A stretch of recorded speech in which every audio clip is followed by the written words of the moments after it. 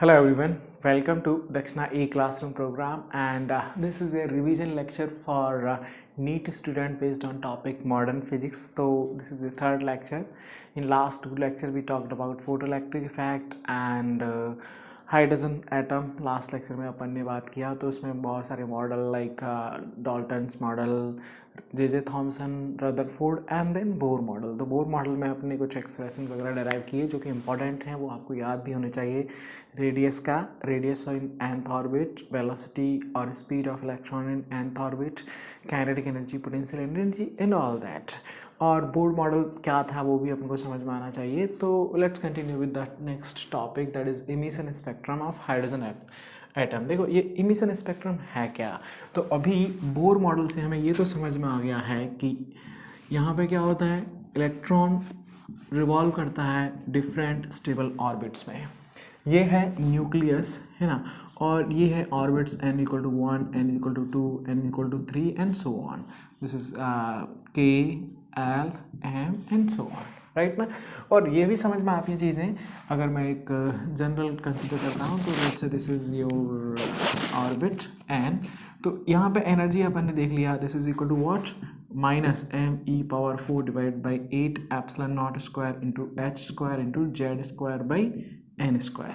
ठीक है ना, ये एनर्जी आ गई. और ये भी अपन को समझ में आ रहा है कि ये ऑर्बिट की एनर्जी ज़्यादा होगी इस ऑर्बिट से, means like as we are moving higher is the principal quantum number and energy of electron in that orbit will be higher. तो इस सिचुएशन में क्या होता है कि अगर एक इलेक्ट्रॉन हाई एनर्जी ऑर्बिट से लो एनर्जी ऑर्बिट में जंप करता है, what will happen, it will emit one photon. ठीक है ना, ऑफ कितना energy, energy equal to the difference in energy of these two orbits. जो फोटोन होगा, इमिट होगा, उसकी जो एनर्जी होगी वो इन दोनों ऑर्बिट के एनर्जी के डिफरेंस के बराबर होती है. सही ना.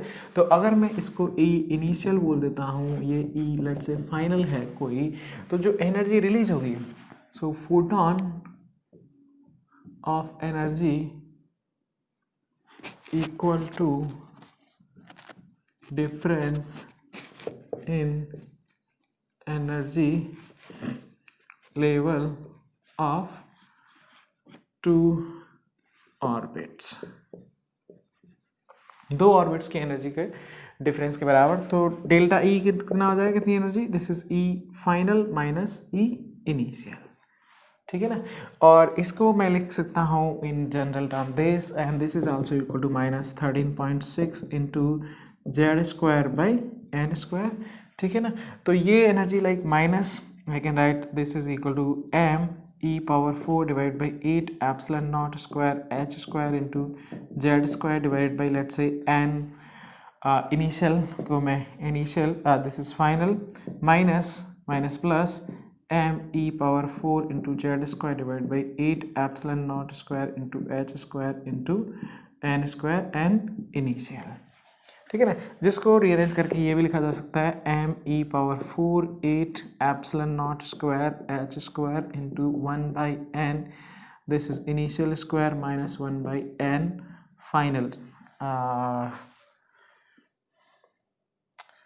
Okay, this is E final minus E initial. और तो यहाँ पे डेफिनेटली इसकी एनर्जी ज़्यादा होगी. सो दिस माइनस माइनस, तो this will be like plus. तो ये अपने पास सॉल्व होकर के आ जाता है. This is delta E final. Just wait, I did mistake, because यहाँ पे क्या हो रहा है, इलेक्ट्रॉन हाई एनर्जी से लो एनर्जी में जंप कर रहा है. तो जो एनर्जी रिलीज होगी that will be like E initial minus E final, because final की एनर्जी कम होगी. So I am writing this is magnitude. So E initial हो गया this and initial and this is final, and this comes out to be n final minus n initial whole square into z square. और इसी को क्या लिखते हैं, this energy will be equal to what, hc divided by lambda. ठीक है. तो इसको हम रीअरेंज करके लिख लेते हैं. this implies 1 by lambda is equal to me⁴ divided by 8 epsilon naught square c into h cube to 1 by n this is final square minus 1 by n initial square into z square. This quantity is termed as Rydberg constant, ठीक है ना. And final, so this is 1 by lambda is equal to r, that is Rydberg constant, 1 by n final square minus 1 by n initial square into z square. ये hydrogen like के लिए हो जाती है. अगर हाइड्रोजन के लिए लेते हैं तो z की वैल्यू 1 हो जाएगी. सो this is the wavelength of photon emitted during emission. And this photon, these, अगर इसी को एक प्रिज्म से पास किया जाएगा, these photons, these light or these rays, then that spectrum we will get is termed as hydrogen spectrum. So Bohr model was able to explain this hydrogen spectrum perfectly, is it? तो ये wavelength आ जाती है, wavelength of emitted photon. This is wavelength of photon emitted, ठीक है ना. So that is, तो यहाँ पर भी क्या था कि लाइक ये जो सीरीज बहुत सारे फोटॉन्स, बहुत सारी वेवलेंथ वगैरह निकली, उनको कई साइंटिस्ट ने स्टडी किया और they based on their like studies they have named their like series of spectrum. Because यहाँ पे क्या होता है, हाइड्रोजन है तो एक n इक्वल टू 1 में है, n is equal to 2, n is equal to 3, n equal to 4, n equal to 5, n equal to 6, ऐसे ये है. तो एक बार इलेक्ट्रॉन यहाँ से फाइनली जंप कर रहा है दिस ऑर्बिट में, इस ऑर्बिट से भी जंप कर रहा है, इससे भी जंप कर रहा है, इससे भी जंप कर रहा है. And in all cases electron is jumping to finally first orbit. तो यहाँ पे जो सीरीज ऑफ वेवलेंथ होगी इसको लाइमन सीरीज बोल दिया गया. लाइमन सीरीज में फाइनल क्या हो गया, n final is equal to 1. ऐसे ही अगर ये फाइनल है वो 2 हो जाती है basically, that is a second orbit. In that situation अगर ये 2 है, दिस दिस दिस, तो this is called Barmer series. And similarly Lyman, Balmer, Paschen, this is and bracket, and this is p fund.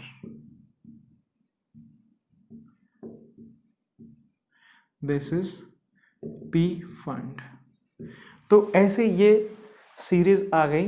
तो यहाँ पे क्या, ये अपने पास वेवलेंथ आ जाती है और यहीं पे in case of Lyman series your n final will be equal to what, always 1, n final equal to 1, n final equal to 2, n final equal to 3, n final equal to 4, and here n final equal to 5. ठीक है ना.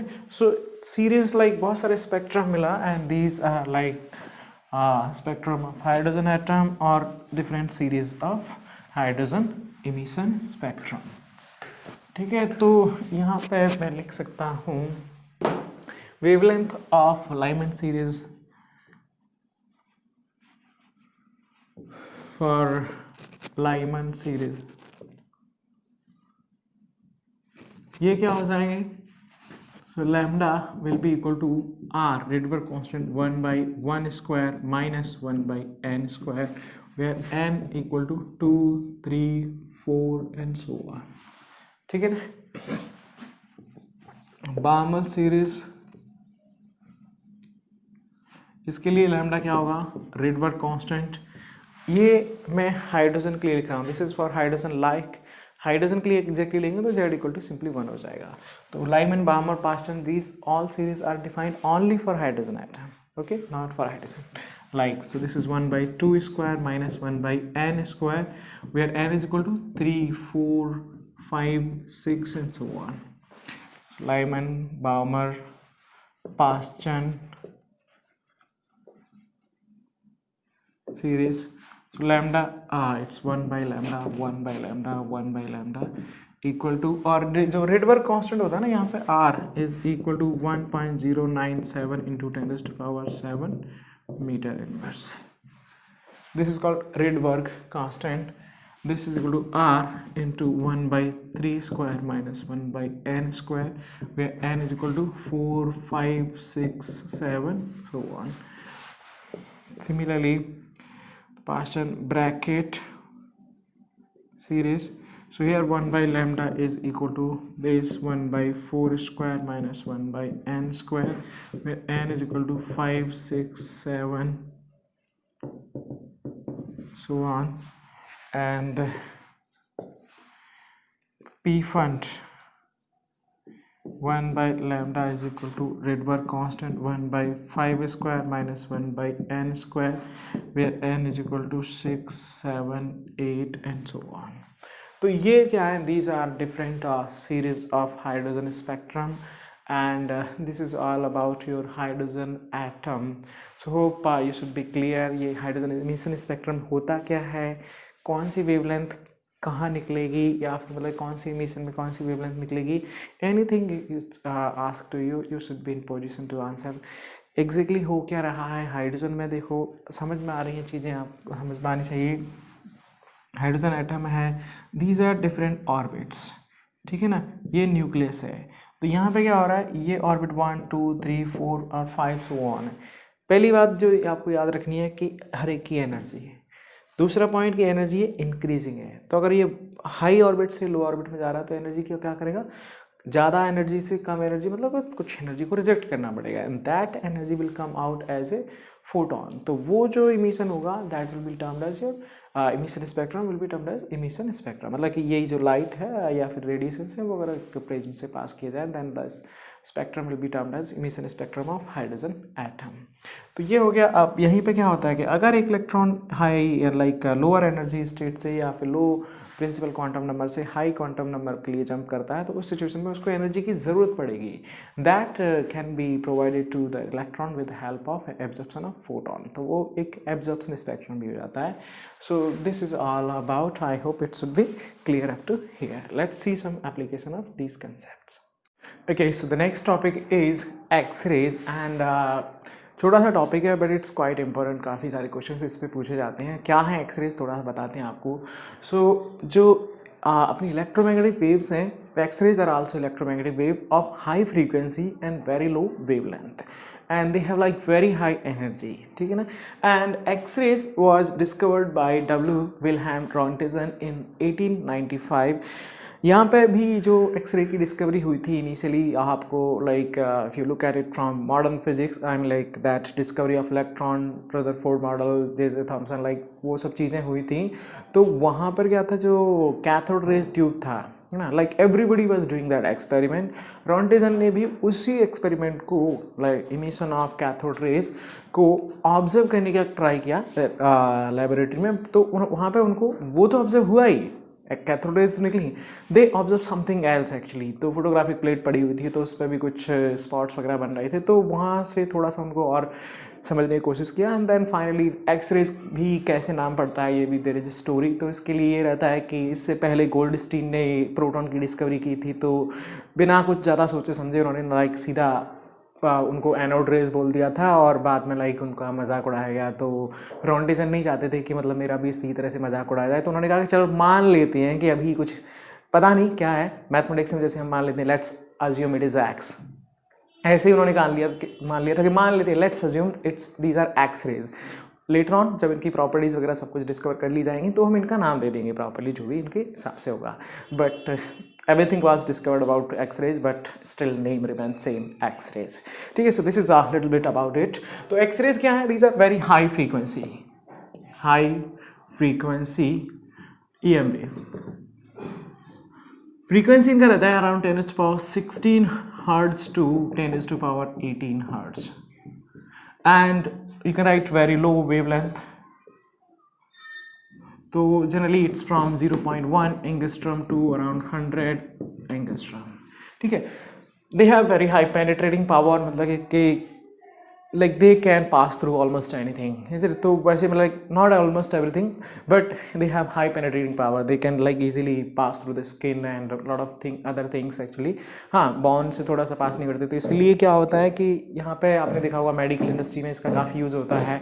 अगर कहीं कुछ fracture वगैरह या किसी का लाइक बोन वगैरह में कुछ इशू आता है तो वहाँ पे एक्सरे अपन कराते हैं. तो मतलब वो क्या है, फ्लैश जो मास है उससे पास कर जाती हैं, और जो लाइक हैवी मतलब बेसिकली बोन्स वगैरह उससे ज़्यादा पास कम पास करती हैं बेसिकली, या फिर पास नहीं करती हैं ये बोल सकते हैं, तो वो एक शैडो या मतलब उसका इमेज बेसिकली इजीली कैप्चर कर लिया जाता है.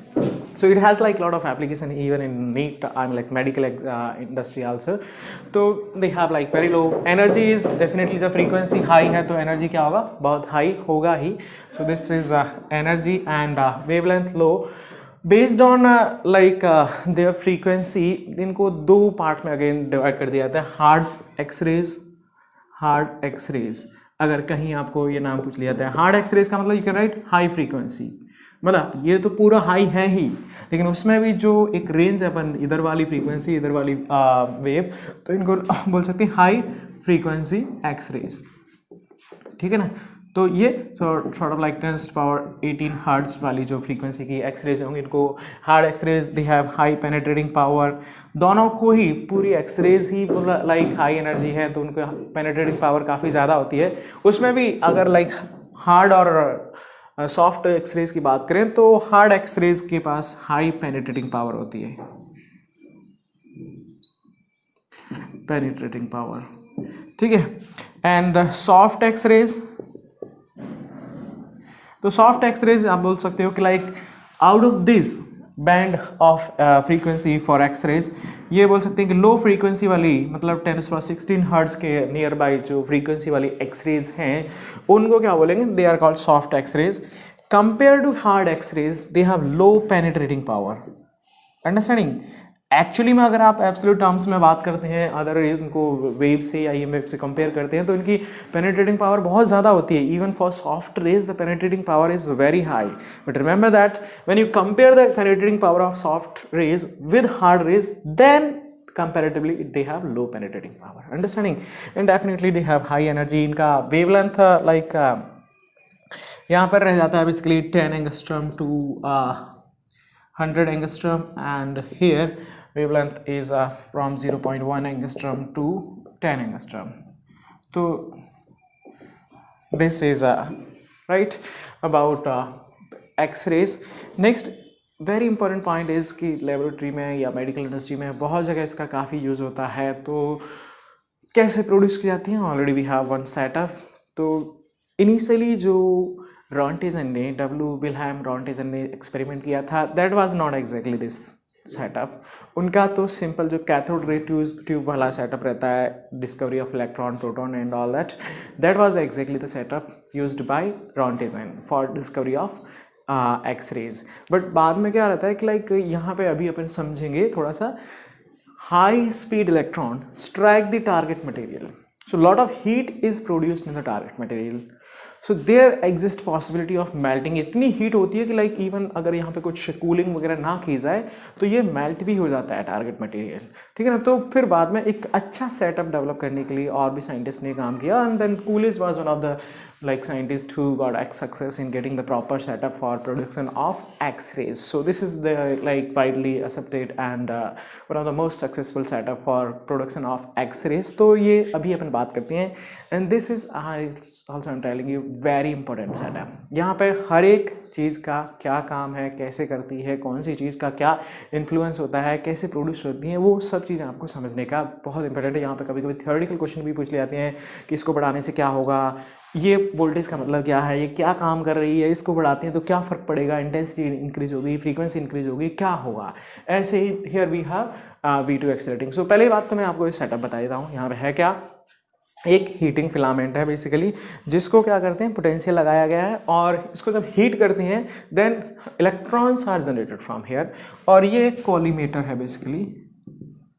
तो कॉलीमीटर सॉर्ट ऑफ लाइक एक गैप टाइप का है, जो उसको क्या करता है, नेगेटिवली चार्ज है, इलेक्ट्रॉन जो इधर उधर निकल रहे होते हैं उनको एक बीम में लाइक बेसिकली पास करा देता है. So that creating a beam of electron. इसको कुछ पोटेंशियल डिफरेंस V2 से कनेक्ट किया जाता है between this and target material. तो इनके बीच में अगर मैं मानता हूँ कि यहाँ से जो फिलामेंट से एक इलेक्ट्रॉन निकला, तो मान लेते हैं कि उसकी एनर्जी क्या है, ऑलमोस्ट जीरो है, बिकॉज जस्ट हीट करने से जस्ट निकल रहा है, हम ये मान के चल रहे हैं.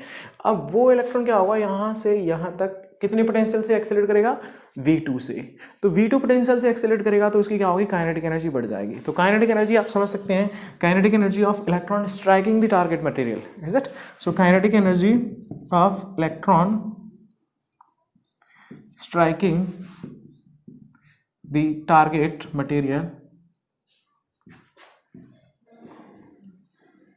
ठीक है ना, तो वो कितनी हो जाएगी, that kinetic energy will be equal to E into V2। ये V2 को अपन एक्सिलरेटिंग वोल्टेज भी बोलते हैं।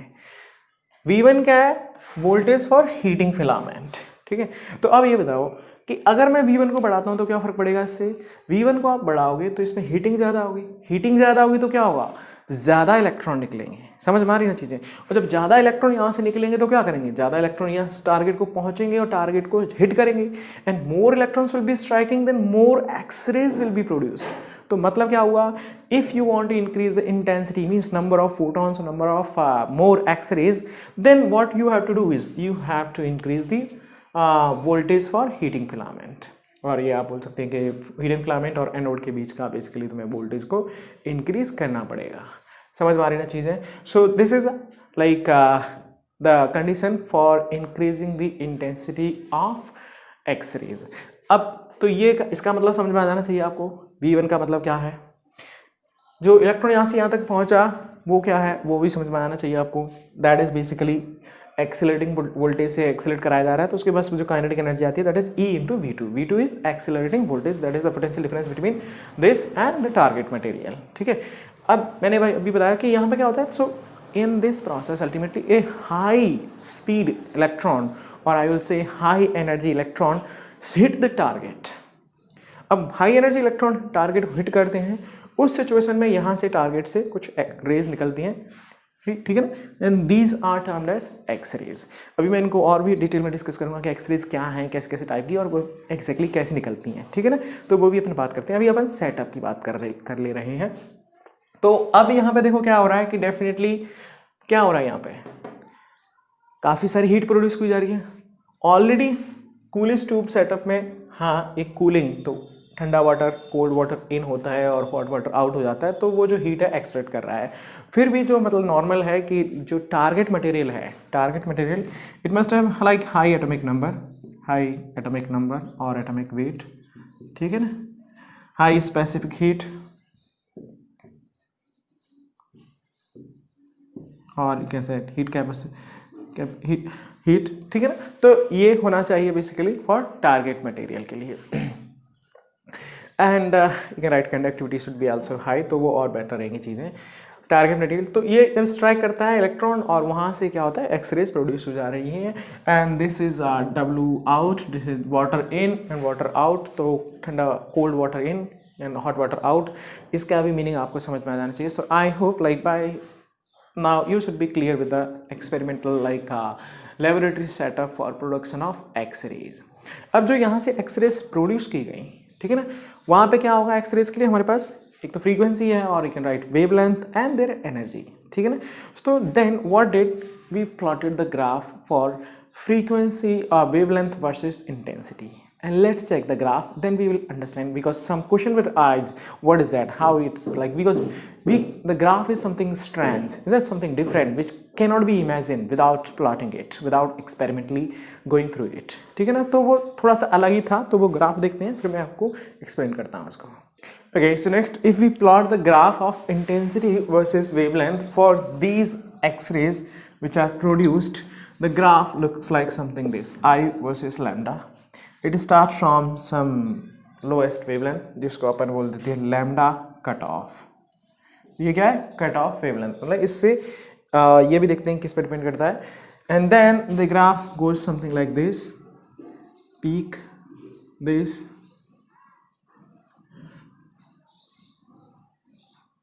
Like this. So it's something strange actually here. यहाँ पे ये जो एक्सरेज हैं लगातार continuously, these are called continuous X-rays,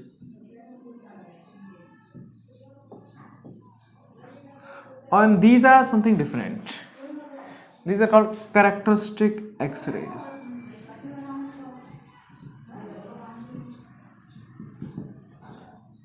ठीक है ना। तो पहले बात तो जस्ट सिंपली अगर इसका जो ग्राफ प्लॉट करें तो वो इस तरह का दिखता है। ओके, सो एक्सरेज यहाँ पे बेसिकली इस तरह का graph I versus lambda we found, जो यहाँ से प्रोड्यूस की गई। इनमें जो ये कंटिन्यूस है ना, इंटेंसिटी कंटिन्यूस आ रही है, इनको अपन ने कंटिन्यूस एक्सरे नाम दे देते हैं। और कुछ पार्टिकुलर लाइक वेवलेंथ के लिए this is the lambda 1, lambda 2, lambda 3 and lambda 4। तो इन वेवलेंथ के लिए क्या हो रही है, इसकी इंटेंसिटी एक पर्टिकुलर पॉइंट पे है, एक पर्टिकुलर वेवलेंथ के लिए एकदम पीक पे चली जाती है, and these are called characteristic X rays. ये इनको कैरेक्टरिस्टिक एक्सरेज क्यों कहती हैं? The point is that, the reason is that ये जो कैरेक्टरिस्टिक एक्सरेज हैं these depends on the target material. तो कैरेक्टरिस्टिक एक्सरेज की जो वेवलेंथ है वो बदल जाती है अगर आप टारगेट मटेरियल बदलते हो, तो चेंज करते हो, ठीक है। Continuous X rays are independent of target material. Continuous X rays depend करती हैं ये जो इनका एक्सीलरेटिंग वोल्टेज है उसके उस पर, ठीक है ना। And this cut off voltage also depends on this accelerating voltage. तो characteristic X rays, continuous X rays and cut off wavelength. तो अभी मैं इनको थोड़ा सा और डिटेल में आपको एक्सप्लेन करता हूँ कि एग्जैक्टली कंटिन्यूस एक्सरेज कैसे प्रोड्यूस की जाती है। मतलब ये तो सेटअप तो समझ में आ गया, लेकिन एटम के अंदर जब ये टारगेट मटेरियल के अंदर एक इलेक्ट्रॉन हिट कर रहा है, स्ट्राइक कर रहा है, तो कहाँ से एक्चुअली में एक्सरेज कंटिन्यूस और कैरेक्टरिस्टिक एक्सरेज आ रही हैं और कहाँ से कट ऑफ वेवलेंथ आ रही है। So let me explain you that. Okay, so next continuous X rays. देखो कंटिन्यूस एक्सरेज कैसे प्रोड्यूस की जाती हैं। ये हीटिंग फिलामेंट है, like potential is applied, electrons are emitted due to this accelerating potential V2, electron accelerate करते हैं and they acquire some kinetic energy. The kinetic energy of electron is eV2, that is equal to half mv square, ठीक है। अब क्या होता है ना, these high speed electron और high energy electron enter the target material. अब target material के अंदर क्या होता है, वो एक एटम पे चलते हैं। तो this is let's say one atom. What will happen, this high speed electron will enter into this region. Here what is there, positive charge, nucleus है और ये क्या है, हाई एटॉमिक नंबर एलिमेंट्स हैं, तो इनका न्यूक्लियस का चार्ज क्या होगा, काफ़ी ज़्यादा होगा, काफ़ी ज़्यादा चार्ज होगा। Then what will happen, this is moving with some velocity and it will decelerate, clear ना। तो डीसेलरेट करेगा और थोड़ा सा इलेक्ट्रॉन की तरफ, हमारा न्यूक्लियस की तरफ अट्रैक्ट होगा and they will move like this.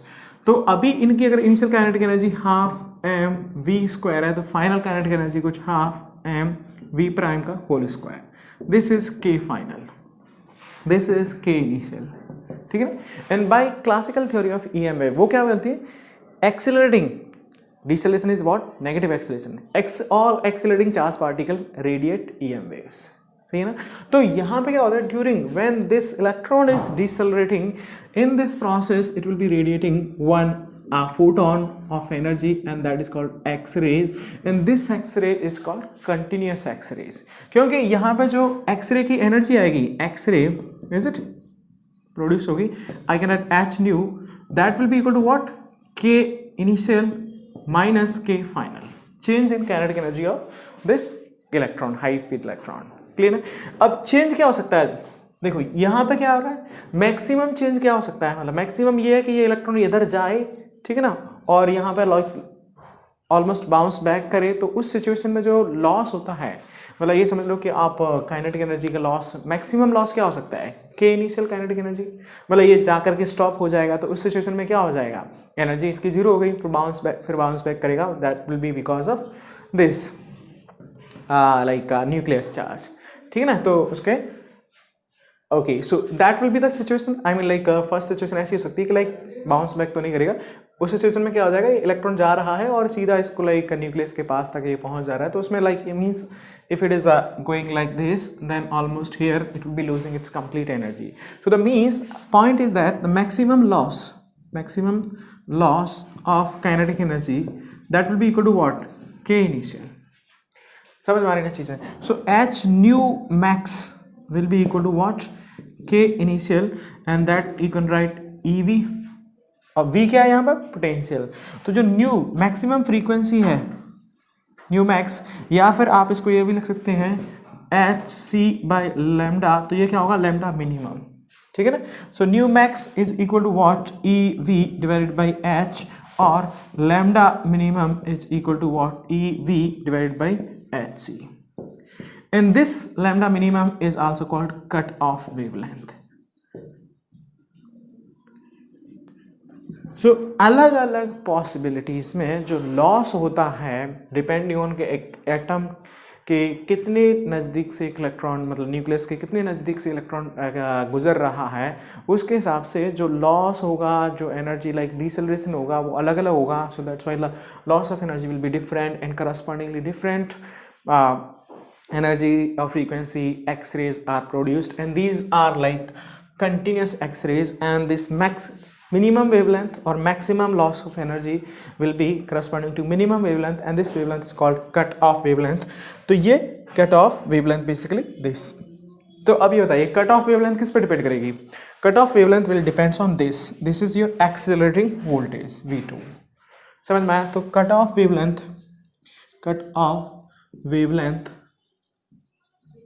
depends on accelerating voltage.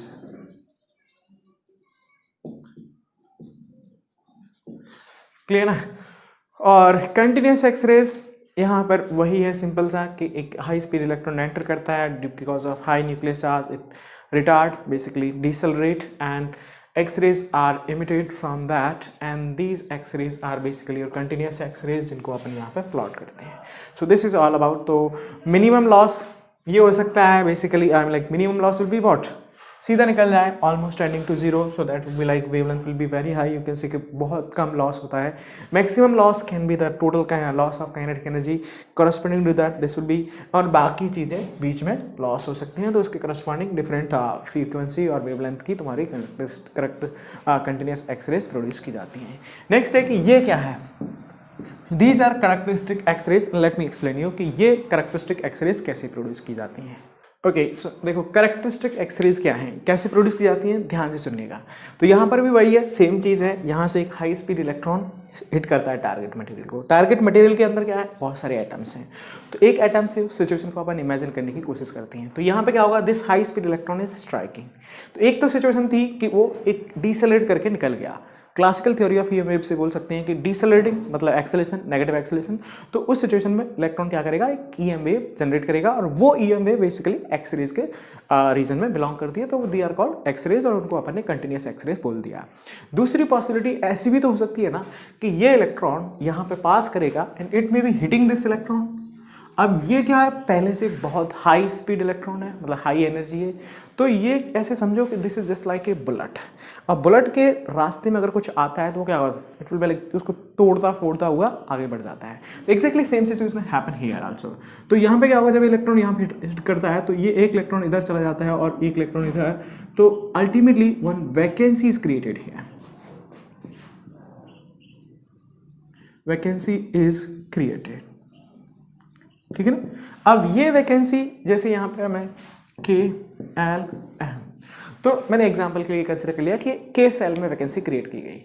ये वैकेंसी L सेल में भी क्रिएट की जा सकती है. मतलब ये इलेक्ट्रॉन यहाँ से भी इलेक्ट्रॉन को निकाल सकता है, ये इलेक्ट्रॉन यहाँ से भी इलेक्ट्रॉन को निकाल सकता है, ये इलेक्ट्रॉन यहाँ भी हिट कर सकता है और इस इलेक्ट्रॉन को भी निकाल सकता है. सो K सेल में भी वैकेंसी क्रिएट की जा सकती है, L सेल में भी वैकेंसी क्रिएट की जा सकती है, और M में भी, एंड सो ऑन. ठीक है? पॉइंट इज दैट कि अल्टीमेटली ये इलेक्ट्रॉन हिट करता है दूसरे इलेक्ट्रॉन को एटम के अंदर, और it remove one electron from that orbit. ठीक है? Vacancy is created. अब देखो यहाँ वैकेंसी है और बाहर क्या हो रहे हैं? और हायर ऑर्बिट्स में इलेक्ट्रॉन है. तो अब क्या होगा? Always it is the tendency of electron कि वो हमेशा हाई एनर्जी स्टेट से लो एनर्जी स्टेट में अगर उन्हें मौका मिले तो जंप करने की कोशिश करते हैं. ठीक है ना? और यहाँ पे तो क्या हो गया? मौका क्रिएट हो गया. तो what will happen? This electron will jump to this and one photon will be emitted. तो उसकी एनर्जी कितनी होगी? Energy of photon. So you can write that will be equal to EL minus EK. Energy of electron in L shell minus energy of electron in K shell. तो मतलब जो orbits की energy का जो difference होगा उस difference के बराबर एनर्जी का फोटोन यहाँ निकलेगा, and this is corresponding to characteristic X rays. क्योंकि यहाँ पे आप ये समझ सकते हैं इस सिचुएशन में ये जो एनर्जी का डिफरेंस है ये किसी भी दो एटम के लिए सेम नहीं होता, कभी भी नहीं. और जो हमारे पास पीरियोडिक टेबल में जितने भी एलिमेंट्स अवेलेबल हैं उनमें से किसी भी दो एटम के लिए the difference in energy of E L and E K orbit can not be same. तो इसका मतलब क्या हुआ कि ये जो ऑर्बिट की जो एनर्जी का डिफरेंस आएगा वो हर एक एटम के लिए अलग अलग आएगा। तो उसके करस्पॉन्डिंग जो फ्रीक्वेंसी आएगी H nu will be equal to what, E K, मैं इसको सिंपली डेल्टा ई लिख दे रहा हूँ, delta E divided by this, और nu is equal to what, delta E divided by H. Clear. और इसके करस्पॉन्डिंग अपन लिख सकते हैं H C by lambda is also equal to delta E, and this implies lambda is equal to H C divided by delta E. तो ये क्या, these are characteristic frequency, characteristic X rays. अब यहाँ पे कन्वेंशनली हमने नाम दे दिया है कि अगर वैकेंसी के सेल में क्रिएट होती है और वो फिल की जाती है एल सेल के इलेक्ट्रॉन से, तो इसके जो फोटोन यहाँ पे निकलेगा इसको हम के अल्फा नाम देते हैं। ऐसे ही अगर वैकेंसी के सेल में क्रिएट होती है और ये फिल करता है एक एम सेल का electron, if it is filling, तो यहाँ पर भी एक फोटोन निकलेगा, एक एक्सरे निकलेगी, and this will be termed as your K beta. K मतलब कि वैकेंसी कौन सी सेल में क्रिएट की गई है, के सेल में, तो लिखिए के नाम से ना है। अब अल्फा मतलब के नेक्स्ट वाली, तो अगर यहाँ का इलेक्ट्रॉन जंप करता है तो उसको जो फोटोन या एक्सरे इमिट होगी उसको हम के अल्फा नाम देंगे। अगर उसके नेक्स्ट वाला भी जो इलेक्ट्रॉन जंप करता है तो उसको के बीटा। ऐसे ही अगर वैकेंसी मान के चलो कि यहाँ पे क्रिएट की जा रही है, तो ये कौन सी सेल में है वैकेंसी, एल सेल में। अब ये तो डेफिनेटली ट्रू है ही, आपको समझ में आता होगा ये इलेक्ट्रॉन यहाँ वैकेंसी है, तो इधर का तो इलेक्ट्रॉन कभी जंप कर ही नहीं सकता है, तो कहाँ से जंप करेगा, इधर का। और एक दूसरा ये भी हो सकता है एल के एल एम एन, तो या तो यहाँ का इलेक्ट्रॉन जंप कर जाए, तो ये क्या हो जाएगा, this is your L, vacancy कौन सी सेल में, एल में। कहाँ से जंप कर रहा है, उसके नेक्स्ट नियर बाय, तो ये एल अल्फा फोटोन या एक्सरे। अगर यहाँ का इलेक्ट्रॉन जंप करता है then this will be your L beta. तो इस तरह से L alpha, L beta, M alpha, M beta and so on and gamma, different rays are produced and these all are called X rays. और ये क्या है, क्योंकि एक पार्टिकुलर एटम के लिए फिक्स्ड है, this difference in energy of L cell and M cell, L cell and K cell, it's constant for one atom only. If you change the atom, then this difference cannot be same. तो इसीलिए ये जो frequency और wavelength है वो किसी भी दो एटम के लिए सेम नहीं हो सकती। तो ये एक आप बोल सकते हैं कि किसी एक एटम की एक करेक्टरिस्टिक प्रॉपर्टी भी है, and that's why these X-rays are called characteristics X-rays. So I hope you should be clear by this कि characteristic X-rays का मतलब क्या होता है और continuous X-rays का मतलब क्या होता है, कैसे प्रोड्यूस की जाती हैं, that should be also clear. Cut off wavelength का मतलब क्या है, कौन से क्वांटिटी पे ये डिपेंड करती है, कट ऑफ वेवलेंथ किस पे डिपेंड करती है, एक्सेलरेटिंग वोल्टेज पे, ठीक है। कंटिन्यूअस X-rays, हाँ ये भी डिपेंड करती है, मतलब बेसिकली एक्सेलरेटिंग वोल्टेज पे, और टारगेट मटेरियल पे डेफिनेटली नहीं डिपेंड करती। इनकी इंटेंसिटी अगर बढ़ानी है तो क्या करेंगे आप, फिलामेंट का जो पोटेंशियल है उसको बढ़ाएंगे। Characteristic X rays depends on material, target material. तो जब टारगेट मटेरियल चेंज करेंगे तो यहां पे आप लिख सकते हैं characteristic X rays depends on target material, ठीक है ना। तो करेक्टरिस्टिक एक्सरेज टारगेट मटेरियल पे डिपेंड करती हैं। तो आपको ये भी समझ में आना चाहिए कि why they are called characteristic X rays, क्यों हैं, किस चीज पे डिपेंड करती हैं, कौन से पैरामीटर पे डिपेंड करती हैं। So this will be like always depending on basically target material. एक और पॉइंट इसमें जो आता है वो ये है कि ठीक है ये रेज आ गई, इंटेंसिटी भी आ गई अपने पास। दूसरी कि अगर यहाँ पे वैकेंसी क्रिएट है तो पहले तो आप ये लॉजिकली समझो कि एक ये के अल्फा है, एक के बीटा है, किसकी वेवलेंथ ज्यादा होगी, एनर्जी किसकी ज्यादा है, आई कैन राइट के बीटा की। के अल्फा से energy of K beta is greater than energy of के अल्फा, क्योंकि देखो के बीटा के लिए एनर्जी क्या है, दो सेल की एनर्जी का डिफरेंस है, और के अल्फा के लिए क्या है, एक सेल की एनर्जी का डिफरेंस, तो डेफिनेटली ये एनर्जी डिफरेंस ज्यादा होगा। तो ये तो सीधा सीधा आपको आइडिया लगा सकते हैं कि कौन सा के अल्फा होगा, कौन सा के बीटा होगा, हेल्प करेगा आपको, ठीक है ना। तो किसकी एनर्जी ज्यादा होगी, के बीटा की। ऐसे ही इस सिचुएशन में आप देखेंगे तो क्या होगी, एल बीटा की एनर्जी एल अल्फा से ज्यादा होगी, and so on for M and N, getting it, ठीक है। तो एक तो पॉइंट ये हो गया। So energy of K beta will be greater than, आपको ये भी समझ में आना चाहिए कि क्यों होगी ज़्यादा, क्योंकि ये चीज़ें आपको जरूरत पड़ती है कंपैरिजन करने के लिए, कभी कभी पूछ लिया जाएगा, यहाँ पे आइडेंटिफाई करने के लिए पूछ लिया जाएगा, ठीक है ना। दूसरा, इसकी पीक थोड़ी सी इससे ज़्यादा है। नेक्स्ट पॉइंट है वाई, ठीक है। तो उसका रीजन, तो पहली बात तो देखो लैम्डा 1 लैम्डा 2, जब के बीटा हाई है मतलब एनर्जी इसकी, तो इसकी वेवलेंथ क्या होगी, लो होगी, सही है ना। तो this I can write will belong to K beta and this will be K alpha. अब आपको यहाँ से ये तो समझ में आ गया कि के अल्फा की इंटेंसिटी ज़्यादा है। थोड़ा सा लॉजिकली भी समझते हैं कि क्यों ऐसा होता है। इसका रीज़न सिंपल सा ये है कि देखो वैकेंसी यहाँ पे क्रिएट की गई है, तो यहाँ पे ज़्यादा प्रोबेबिलिटी होती है कि एल मतलब के में वैकेंसी है तो एल का इलेक्ट्रॉन जंप करे कंपेयर टू एम का इलेक्ट्रॉन जंप करने के लिए। तो यहाँ ये प्रोबेबिलिटी भी ज़्यादा है और ऐसा होता भी है, and this is what exactly experimentally results we are getting. तो इसीलिए के अल्फा की इंटेंसिटी, सो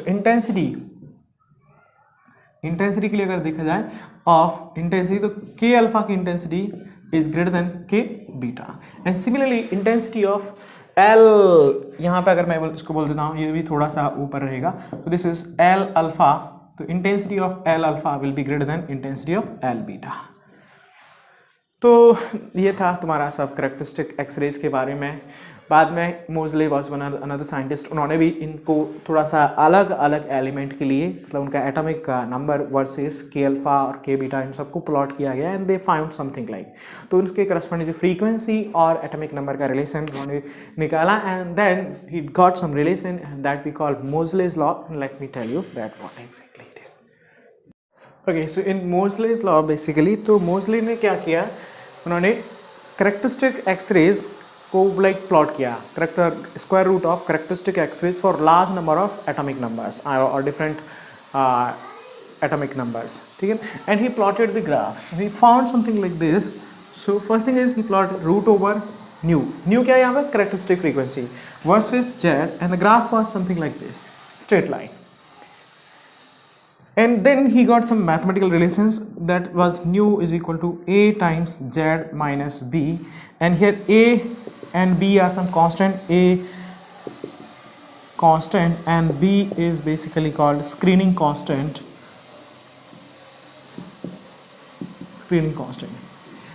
ठीक है। ये क्या है मतलब थोड़ा सा इसको भी मैं बता देता हूँ। तो ये एक्चुअली में क्या है, जो फ्रीक्वेंसी निकल रही है, अभी अपन को ये तो समझ में आ रहा है कि यहाँ पे एक इलेक्ट्रॉन हाई एनर्जी स्टेट से लो एनर्जी स्टेट में जंप करता है जहाँ वैकेंसी होती है, तो the energy emitted will be equal to what, energy difference of two orbits और टू एनर्जी लेवल्स, और उसके करस्पॉन्डिंग जो वेवलेंथ है वो अपन लाइक जो अभी लिखे थे 1 by lambda is equal to R 1 by n1 minus 1 by n2, like n1 square minus 1 by n2 square. यहाँ पे थोड़ी सी लिमिटेशन है। पॉइंट इज दैट कि ये जो रिजल्ट अभी अपन डेराइव किए थे, Bohr model and all that, that is either valid for only hydrogen और हाइड्रोजन लाइक एटम, बट जो एक्सरेज के लिए हम एलिमेंट यूज कर रहे हैं characteristic X rays, they are like high atomic number elements. तो ये तो ना तो हाइड्रोजन है ना हाइड्रोजन लाइक है, फिर यहाँ पे कैसे चीज़ों को कंसिडर किया जाए।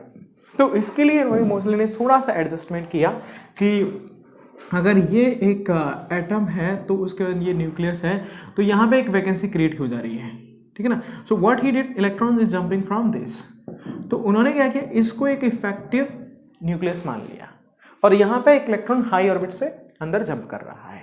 तो इसका जो इफेक्टिव चार्ज होता है, अगर इसका न्यूक्लियस का एटॉमिक नंबर Z है, तो effective charge of nucleus will be equal to what, Z minus 1 for K alpha line. ऐसे अगर के बीटा के लिए, तो अगर वो बीटा से जंप करेगा तो then b will be like screening constant will be something else. तो इस तरह से उन्होंने, तो मैं देखो लैम्डा के क्या लिख सकता हूँ, 1 by lambda is equal to this is R 1 by n1 square minus 1 by n2 square into z, ठीक है। अब यहाँ पे जब हम के अल्फा की बात कर रहे हैं, तो क्योंकि हाइड्रोजन लाइक एटम भी नहीं है हाइड्रोजन, तो उन्होंने जेड को Z effective charge Z minus b कर दिया, ठीक है। और यहाँ पे मैं फ्रीक्वेंसी मुझे चाहिए, ठीक है ना। So frequency will be equal to what, frequency यहाँ पे हम लिख सकते हैं right, so nu is equal to और B is equal to speed, C is equal to lambda into nu, ठीक है। So I can write this nu is equal to C by lambda. तो अगर मैं इसको सी से मल्टीप्लाई कर देता हूँ, C multiplied by C multiplied by C, तो यहाँ से क्या आ जाएगा, nu is equal to C R, this is 1 by n1 square minus 1 by n2 square and this is z minus B. यहाँ तक समझ में आती चीज़ें, क्लियर ना। और अब इसको okay so just one correction, तो यहाँ पे ये आता है basically into Z square, so it will be Z minus B का whole square and this can be written as this. तो न्यू क्या आ गया, nu is equal to C R, this is 1 by N one square minus 1 by N two square into this is also Z minus B का whole square. Clear ना. अब देखो for K alpha line, के alpha line, तो इस situation में क्या हो जाएगा, n1 is equal to what, it's 1 and n2 is equal to how much, that is 2. तो वहां से मैं इसको अगर के अल्फा के लिए और इसको रूट अगर ले लेता हूँ, so root over then this will be root over this and Z minus b, so root over this is C R and this is 1 by 1 minus 1 by 2 square into Z minus b. तो b K alpha line के लिए भी 1 हो जाता है effectively, so this become 1 and here we get root nu is equal to, इसको कुछ constant नाम दे दिया जो कि basically root 3CR by 4 into Z minus B. Let me write it in general terms, and this is what exactly A. So root nu is equal to A times Z minus B, and this is actually your Moseley's law. This is called Moseley's law or Moseley's equation. And here, तो for K alpha हमें समझ में आ रहा है, for K alpha line A is equal to what, root 3CR by 4 and B is equal to what, 1. तो ऐसे ही बाकी के लिए भी, and this relation is called basically your Moseley's law. तो इसमें भी कभी कभी चीज़ें आपको फ्रीक्वेंसी दे दी जाएगी, बाकी चीज़ें ए और बी लाइक जेड दे दिया जाता है, ए और बी दे दिया जाता है तो जेड पूछ लिया जाता है, so on similar. So this is all about your X rays. Let's see some problem based on it. Okay, see one problem here. So electron of mass, you can read it there, with de Broglie wavelength lambda fall on target in an X-ray tube. The cutoff wavelength of the lambda emitted X-ray. तो यहाँ पे है कि एक electron, question कह रहा है electron hit कर रहा है जिसका डी ब्रॉगली वेवलेंथ लैम्डा दे रखा है, एक्सरे टारगेट मटेरियल पे हिट करेगा, तो जो कट ऑफ वेवलेंथ है वो लैम्डा नॉट है. तो ये कितनी होगी, देखो ये है, तो इलेक्ट्रॉन का मोमेंटम कितना हो गया, h by lambda. Kinetic energy कितनी हो गई, that is equal to half M V square, that is P square by 2m, so it's h square by 2m lambda square. और ये काइनेटिक एनर्जी क्या होती है फाइनली, एक फोटोन की टर्म्स में कंप्लीट कट ऑफ वेवलेंथ के लिए, this complete will be like equal to H C divide by lambda cut off, lambda naught. तो यहाँ से हम सॉल्व करके देख सकते हैं कि lambda naught cut off is equal to coming out to be 2mc lambda square by h, and this is answer to the problem matching with option number A according to the question. Next question.